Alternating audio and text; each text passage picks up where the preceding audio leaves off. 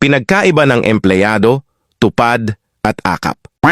Una, empleyado. Kapag empleyado ka, 8 oras kang magtatrabaho, magbabayad ka ng tax, at may kaltas ang sahod mo. Minsan, mas nakakapagod pang bumiyahe papasok at pauwi kesa trabaho. No work, no pay. Pangalawa, tupad. Kapag ka-close mo ang tagalista, makakasama ka na sa tupad. Ito yung nagwawalis lang ng saglit na oras, magpipicture pagkatapos at tiyadan. May sahod ka na, wala pang kaltas.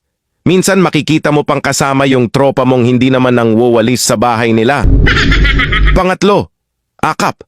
Kailangan mo din ng ka-close para malista ka. Hindi kailangan magtrabaho at wala kang gagawin kahit mag-cellphone ka lang maghapon. Ito yung pipila ka lang saglit at tiyadan. May pera ka na at wala pang kaltas. Ganito na ang sistema ngayon. Kung sino pa yung mga nagsusumikap magtrabaho at maghanap buhay, sila pa yung